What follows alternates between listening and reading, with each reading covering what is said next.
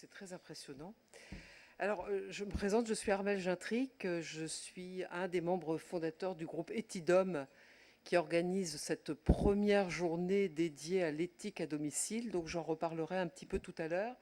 Alors, je voudrais d'abord excuser Monsieur Hervé Gobi, qui est un directeur de stratégie de santé à l'ARS, qui avait l'intention de venir ouvrir cette journée, mais un agenda particulièrement chargé l'a empêché d'être là aujourd'hui. Et je vais donc passer la parole pour ouvrir cette session à Monsieur Hubert Stéphan, qui est président du comité de surveillance de l'EREB. Pas comité de surveillance Non, président du Conseil d'orientation Conseil éthique de d'orientation. l'EREB. Voilà, il y a des termes de l'EREB, donc qui est l'espace régional Espace régional de éthique qui est réflexion composé éthique. de 104 Voilà. établissements adhérents. Et au sein de cet organisme, il y a un conseil d'orientation qui est composé de 20 personnes, 10 personnes émanant de l'Ouest, c'est-à-dire du CHU de Brest et de l'UBO, et 10 personnes qui sont du CHU de Rennes et de l'Université de Rennes, puisque les membres du conseil d'orientation sont nommés d'un commun accord entre ces deux organismes. Enfin, c'est 4 organismes finalement, 10 qui nomment chacun. Alors, je replace la démarche en Bretagne de l'éthique. Alors, M. Gobi n'est pas là, mais on a des relations étroites avec l'ARS et il faut reconnaître que l'ARS fait un gros travail pour développer l'éthique en Bretagne. Ce n'est pas forcément le cas de toutes les régions en France. Donc, l'ARS a inscrit dans le PRS, Plan Régional Santé 2018-2022, de l'éthique un petit peu partout, sachant que c'est principalement repris dans le chapitre qualité. Alors on peut toujours se poser la question, et j'aime bien poser la question sans y répondre, éthique et qualité, antinomiques ou complémentaires. Est-ce que les démarches qualité sont des démarches éthiques? Donc on s'inscrit totalement avec l'ARS dans cette démarche et on s'est fixé comme objectif pour ce PRS de développer la culture de la démarche éthique pendant cette période. Après, on ira sans doute plus loin.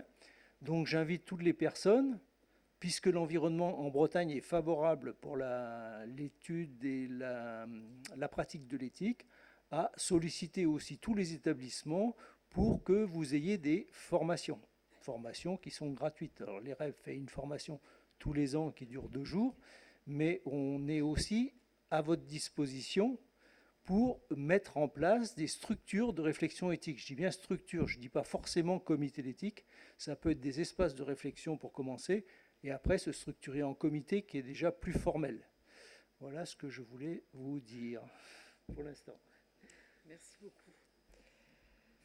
Alors moi, je voulais vous remercier d'être aussi nombreux à cette première journée dédiée à l'éthique à domicile et donc organisée par le groupe Etidom. Alors je voulais vous dire un mot du groupe Etidom, puisque donc au sein de l'EREB, il y a plusieurs groupes de travail, dont un en particulier qui s'appelle Ethicause et qui est dédié essentiellement à l'éthique en établissement d'hébergement pour personnes âgées dépendantes. Et c'est vrai que l'EREB, depuis sa création, a beaucoup travaillé au niveau des institutions pour accompagner la création, comme vous le disiez, de comités d'éthique ou d'instances éthiques.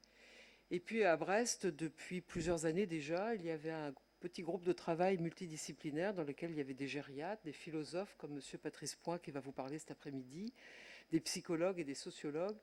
Et un de nos axes de travail était justement les questionnements éthiques à domicile. Et il nous a semblé à un moment donné important que l'on structure réellement là aussi un groupe de travail au sein de l'EREB qui, à l'instar d'Ethicause, travaille non pas sur l'EHPAD, mais sur les questionnements éthiques à domicile. Et si vous êtes aussi nombreux, c'est qu'on ne s'est pas trompé et que réellement l'éthique est une préoccupation pour vous tous qui accompagnez à leur domicile les personnes vulnérables, qu'elles soient âgées et ou handicapées ou en situation de dépendance psychique et ou physique. Alors comment va s'organiser cette première journée? Alors une première journée, ça veut dire qu'on espère qu'il y en aura d'autres, mais ça va dépendre un petit peu de ce qu'on vous apporte aujourd'hui.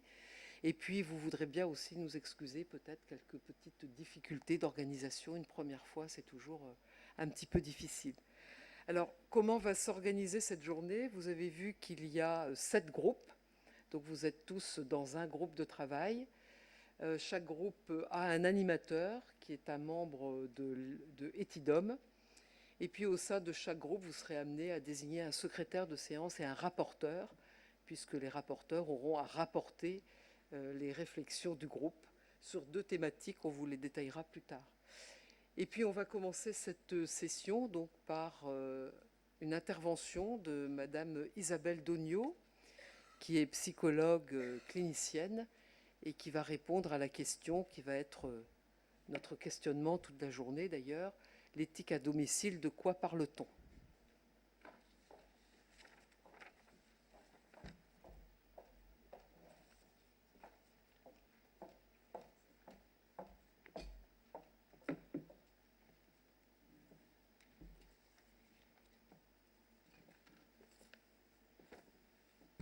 Donc je rappelle aussi le fait d'utiliser le micro que vous avez à disposition à chaque fois que vous voudrez aussi intervenir, notamment en complément de ce que les uns et les autres nous pourront dire.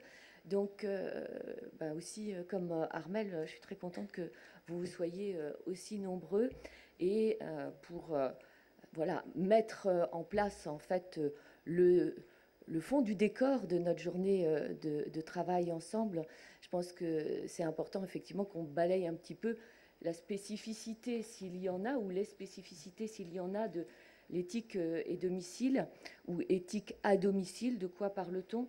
La première fois que le ministère a organisé un colloque dans le cadre de l'école d'été du plan maladie neurodégénérative consacré au domicile, c'est en 2017, alors que depuis de nombreuses années, il y a une université d'été éthique et maladies neurodégénératives qui a lieu chaque année. Et je vous invite à aller aussi sur les sites, bien sûr, de l'EREB, mais aussi le site de l'espace éthique Île-de-France et PMND.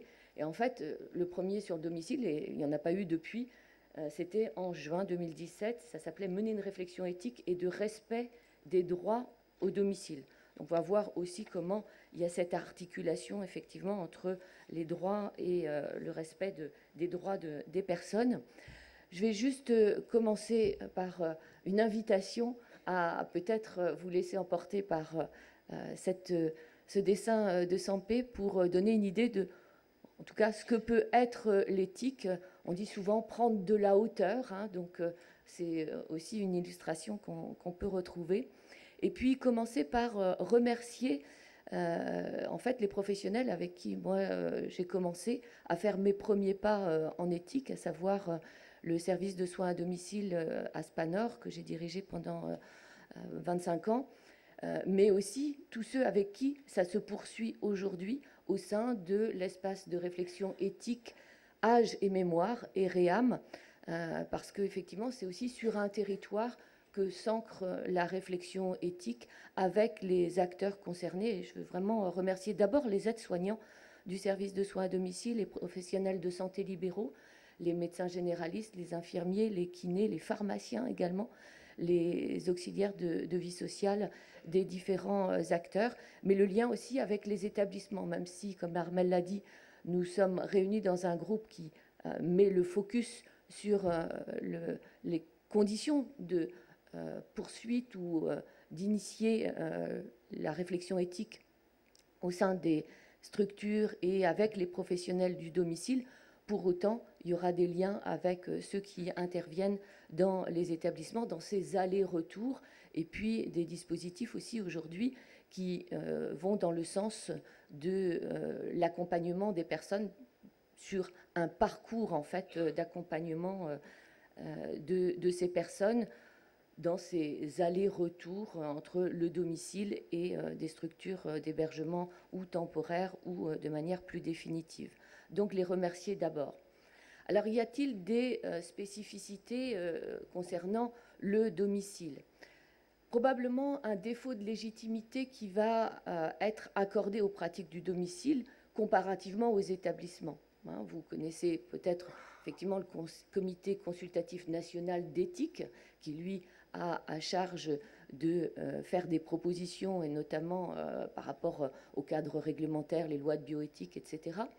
Vous avez effectivement les hôpitaux qui sont dotés de comités éthiques, et Armelle pourrait mieux que moi dire leurs fonctions, notamment avec la possibilité de donner des avis. Et puis nous, on va s'intéresser à ce qu'on appelle effectivement de manière plus simple, je dirais, mais ce n'est pas dépréciative, des espaces de réflexion éthique, des endroits avec des temps qui vont être dédiés à la réflexion éthique pour l'ensemble des professionnels.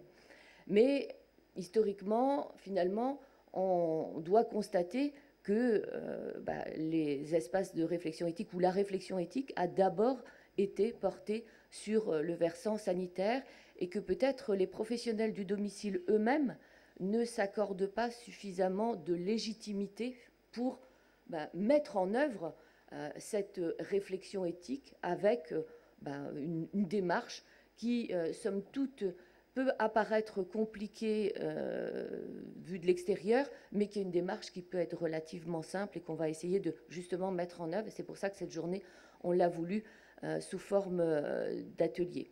Peut-être aussi que la mobilisation des équipes professionnelles, elle est plus difficile à domicile, où le travail de coordination qu'on appelle de nos voeux depuis de nombreuses années, on se rend compte que pour autant, il reste difficile parce qu'il y a une solitude parfois des professionnels et en tout cas une succession des interventions avec peu de lieux et de liens ou insuffisamment de lieux et de liens pour se retrouver, notamment sur les situations les plus complexes.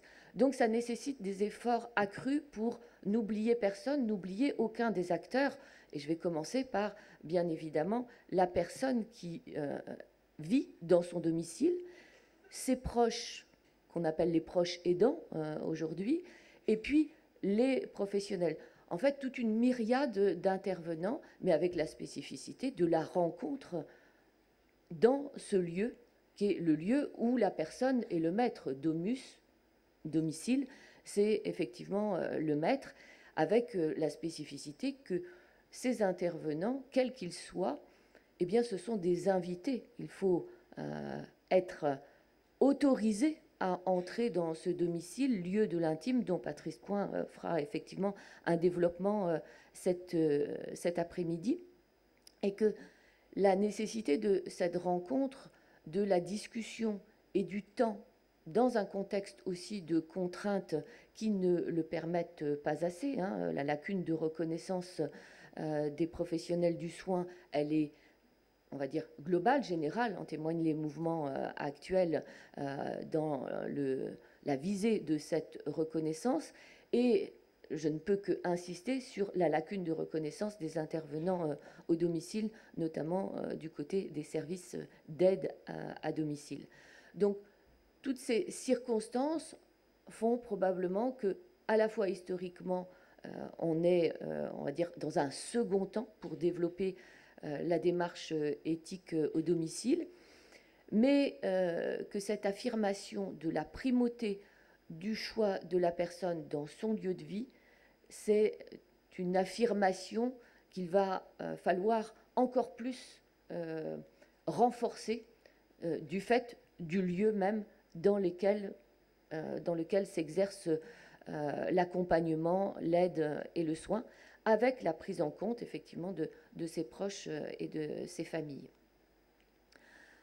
Alors, moi j'ai envie de dire que la réflexion éthique dans les pratiques d'accompagnement et de soins à domicile, eh bien, ça devrait être une exigence redoublée, encore plus que finalement dans les institutions qui vont accueillir dans un lieu de vie collectif dans lequel va avoir aussi place pour un lieu privé, la chambre d'hôpital, la chambre de l'EHPAD, mais à domicile, effectivement, ça devrait être redoublé, puisque d'abord et avant tout, avant d'être un usager de l'hôpital ou d'une maison de retraite ou d'un établissement d'accueil pour personnes en situation de handicap ou autre, eh bien, les gens le plus souvent vivent à domicile, sauf pour des parcours, on va dire, d'institutionnalisation, mot que je n'aime pas, mais qui, hélas, peuvent se faire dès le plus jeune âge pour certaines personnes en situation de handicap.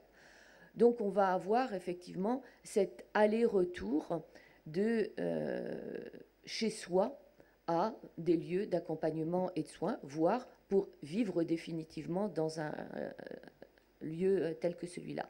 Avec un souhait majeur que vous retrouvez dans toutes les enquêtes qui sont réalisées, c'est le souhait de vivre chez soi le plus longtemps possible et d'y mourir si possible. Et puis, parce que justement, cette intrusion des soignants, des aidants professionnels dans cet espace intime est à l'origine de questionnements qui vont être supplémentaires, peut-être, en tout cas d'attention supplémentaire pour l'ensemble de ces professionnels, qui, plus que d'autres, vont devoir composer à tout moment avec l'ensemble des composantes du milieu écologique, comme on dit, donc que ce soit les composantes environnementales, voilà, c'est une invention finalement ou une réinvention chaque jour du métier de soignant ou d'accompagnant à domicile en fonction des circonstances de vie de la personne et de son environnement. Et puis parce que le virage ambulatoire dont vous avez entendu parler depuis déjà un petit moment et qui ne fait que se renforcer dans le cadre réglementaire de la loi d'adaptation de la société au vieillissement ou la loi de modernisation de notre système de santé publique et a fortiori sur la loi grand âge qui est sur le point d'être présentée, eh bien, ce virage ambulatoire, c'est une évolution aussi de l'exercice professionnel. C'est pour ça que je parle d'inventer, peut-être réinventer, en dehors des lieux institutionnels, vers ce qu'on a l'habitude maintenant de parler ou de nommer comme un parcours d'accompagnement et de soins, avec la volonté effectivement d'éviter ces ruptures. Donc la démarche éthique, elle va nous servir aussi à éviter ces ruptures. Une exigence redoublée, comment ? Grâce à des ressources de réflexion qui vont permettre justement de viser cette proposition d'accompagnement la plus ajustée, la plus pertinente, la plus appropriée à un moment donné à la personne vulnérable qui va être reconnue dans sa singularité, dans son environnement. Vous retrouvez là des mots que je vous invite à revoir, notamment dans la recommandation éthique, recommandation de bonnes pratiques professionnelles, donc éditée en 2010 déjà par l'ANESM, l'Agence nationale d'évaluation de la qualité des services sociaux et médico-sociaux, qui est refondue, entre guillemets, dans une autre grande agence qui est celle du domaine sanitaire initialement, donc la Haute Autorité de Santé, mais les principes, effectivement, qu'on soit en secteur d'intervention sanitaire ou en secteur d'intervention médico-sociale, vont être les mêmes. Donc, finalement, cette intention, elle va être commune à l'ensemble des professionnels, et c'est pour ça qu'une ressource sur un territoire peut être une ressource utile à tous, tout professionnel confondu. Avec qui, donc, on doit redoubler cette exigence ? Avec l'ensemble des acteurs concernés, à commencer par la personne elle-même. C'est pour ça que dans les espaces de réflexion éthique ou dans les groupes de réflexion éthique ou les ateliers de réflexion éthique, peu importe la dénomination, du moment qu'on soit dans cette ouverture, il est important d'avoir des représentants, comme on dit, des usagers, en tout cas des personnes qui peuvent être concernées par l'accompagnement, soit directement, soit aussi d'avoir la représentation de leurs proches et bien sûr l'ensemble des professionnels et des catégories professionnelles sans discrimination. Je reviens à la notion de légitimité. Un des principes fondamentaux de la démarche éthique, c'est la parole de l'un vaut la parole de l'autre.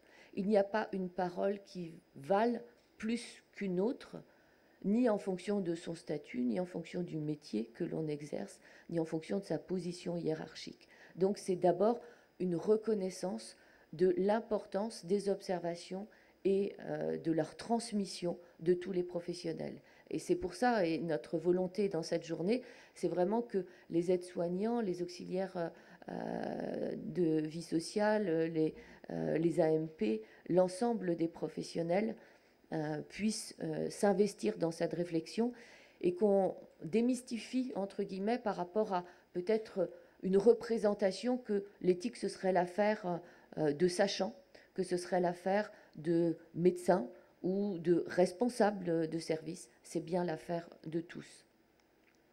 Alors, les spécificités du domicile, et vous les connaissez autant que moi, c'est le fait qu'il peut y avoir effectivement des crises, des moments où on va se retrouver confronté à des notions peut-être d'urgence, des notions peut-être de difficultés accrues et des circonstances particulières qui vont aussi nous inviter à développer peut-être une capacité d'anticipation de ces situations de crise ou de décisions nécessaires. Alors bien sûr que certains doivent prendre des décisions dans l'urgence et que parfois c'est après coup qu'on se dit là, c'était pas très satisfaisant. En tout cas, il y a un sentiment de malaise, un sentiment d'insatisfaction où on se dit là, le problème, on y a fait face dans l'urgence, mais peut-être qu'on aurait pu y faire face autrement, où la situation, avec une analyse plus posée, pourrait nous permettre d'explorer d'autres possibilités de réponse. Et c'est en ça que la démarche éthique aussi, c'est un outil que l'on peut utiliser a posteriori, donc après coup, pour pouvoir réviser finalement une situation et répondre d'une autre manière.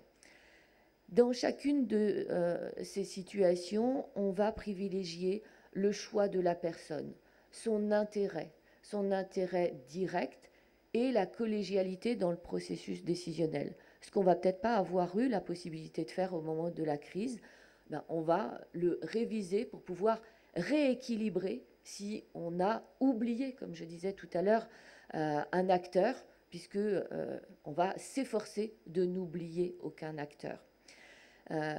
Et bien souvent, les circonstances dans lesquelles se produisent ces crises, ce sont des circonstances dans lesquelles peuvent surgir des conflits d'intention, des conflits d'intérêts entre la personne vulnérable, puisque ça va être le point commun de toutes les personnes accompagnées, qu'elles soient âgées ou non, en situation de handicap ou en situation de malade à un moment donné, et ceux qui l'accompagnent, que ce soit les professionnels et ou les familles, parce qu'au domicile, effectivement, la famille est hyper présente. Il ne faut pas oublier pour autant, quand on est professionnel en établissement, en institution, les familles, même si elles y sont moins présentes physiquement, de fait, mais malgré tout, c'est ce trépied incontournable qu'il va falloir toujours avoir à l'esprit.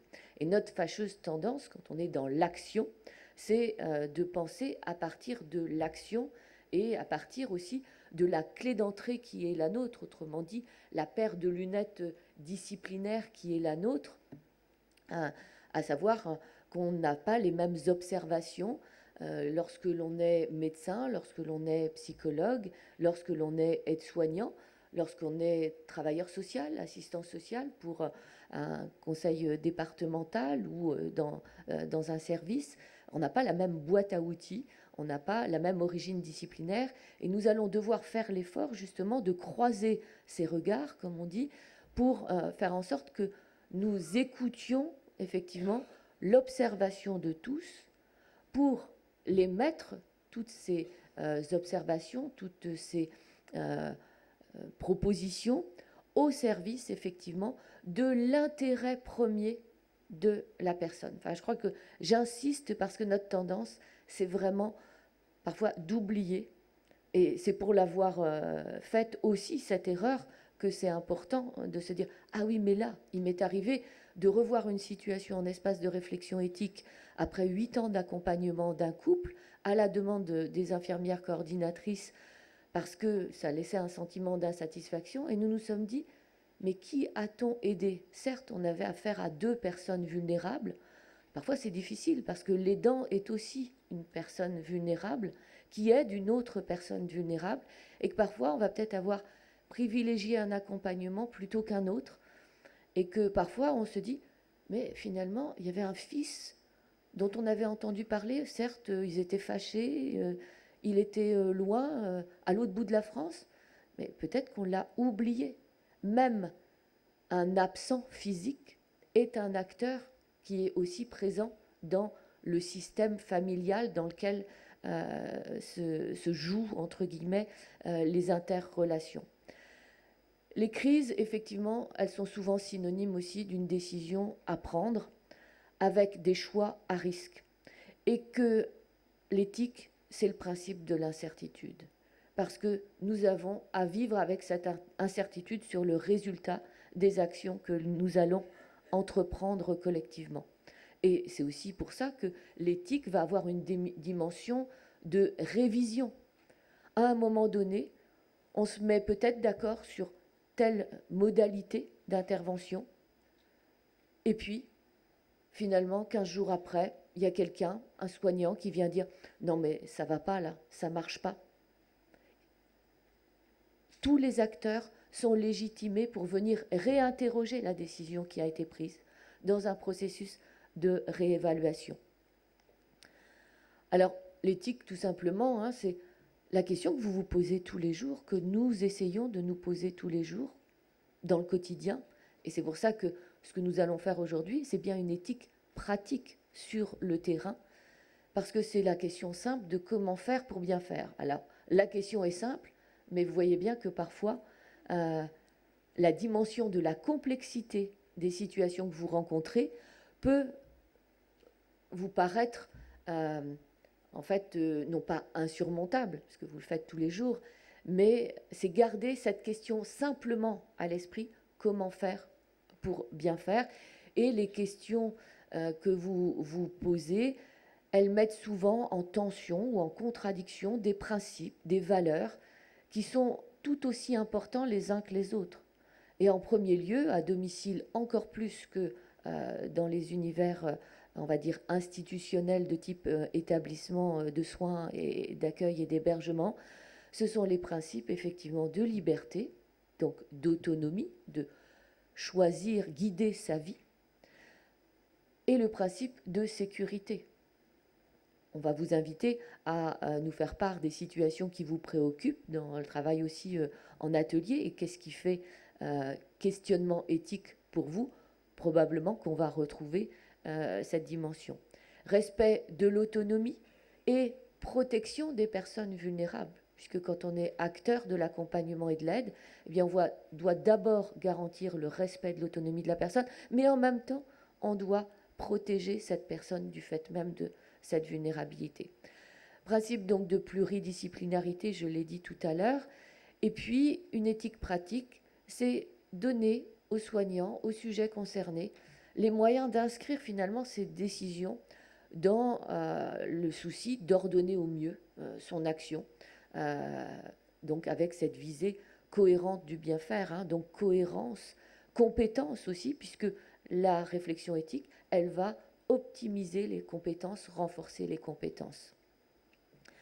Souvent, on peut dire que la démarche éthique, elle est au service de la bientraitance et de la qualité du service rendu à celui que l'on nomme l'usager dans le langage, on va dire, politiquement correct des politiques publiques, et en tout cas la personne, le sujet. Parce que, effectivement, et c'est pas rien d'ailleurs, si la recommandation de l'ANESM que j'ai citée tout à l'heure, éthique en 2010, elle est venue juste en deuxième position et juste 2 ans après la première recommandation cadre de l'ANESM, recommandation bientraitance. Et parmi les situations que l'on rencontre, on a fait un repérage dans notre groupe aussi. En gros, 1/3 des situations, alors moi je les ai toutes collectées depuis 2006 avec l'Aspanor qui s'appelle Santé Nord maintenant, mais 1/3 des situations sont marquées par ce risque de maltraitance dans l'exercice de l'accompagnement au domicile.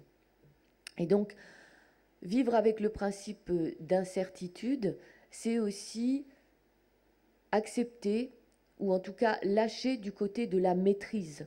Et le domicile, encore plus que dans les établissements, oblige à réduire l'écueil du fantasme de toute puissance. Je le dis comme ça, je ne veux pas faire trop de mots psycho, mais je crois que c'est vraiment cette tentation. Donc il faut toujours avoir une espèce de vigilance ou de vigilance collective et individuelle pour éviter ce risque de la maîtrise. Donc le meilleur soin possible.